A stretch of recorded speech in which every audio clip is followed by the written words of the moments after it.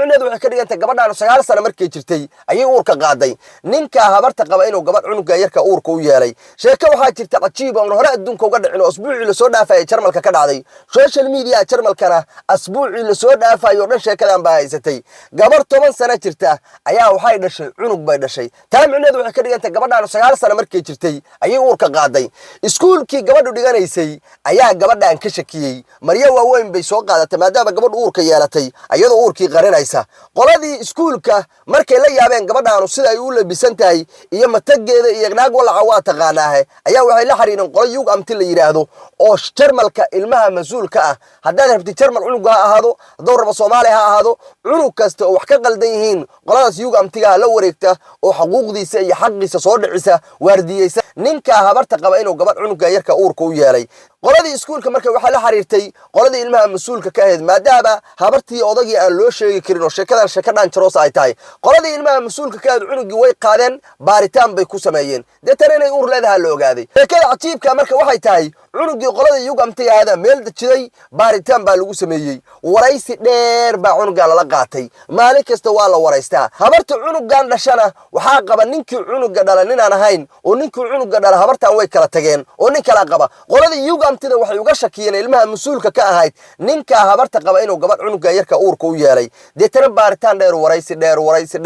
dheer sidii meel kasta looga soo maray waxay sheegtay ninka hooyadeed qabo adeerkeeda inayba jeceshaaba uusan asagu wax dhiba u geysan ugu dambeyntii gabadha yartaad waxay sheegtay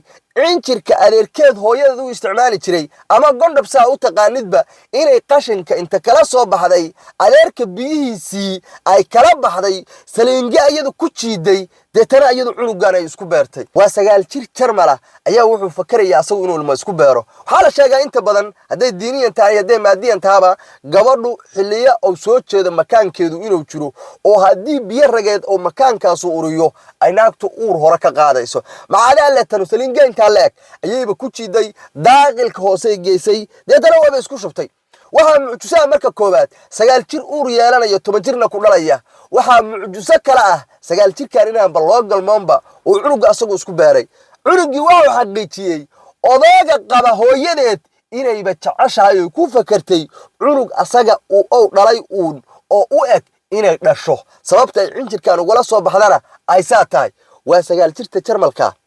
9 jirka adduunka jooga ayaa sida u fakaraya annagu markaan inta la ekeyn waxaas galma iyo waxa la sheegay iyo waxaan iskuulka loogu dhigaa bismillaahir rahmaanir rahiim ilaahay baan kugu dhaariyay bal adduunka maanta aynu joogna ka waran adduunka maanta aynu joogna soo yaa ka waran idaacadaha Jarmalka dhan sheekadaana asbuucii la soo dhaafay haysatay gabadhii 10 sano markay gaartana way dhashay gabar kale dhashay ilaahay waa kala nabad keenay idaacadii baa fayl ugu jira waxa mucjiso noqotay cunuga yarka sidoo ugu fakiray inuu saliingo inta biyo ku jiido oo asagu isgaliyo inuu isku shubay tana cunuga uu sida ku dhalo taasa mucjiso noqotay sheekadan haday hore ku soo gaarto reer Jarmal tahay qaybta hoose igu marqaati fur hadaad Soomaalida kala tahana sheekadan waa sheeka dhaan jaroos ilmahaada ka qari ilmahaadana ilaali annagu waynu ogna bac ma ba isticmaalnaba annagu Soomaaliyaano nin iyo naagada is qabaan bac ma ba isticmaalaan annagu dad muslimiin aad iyo aad ba maasantiin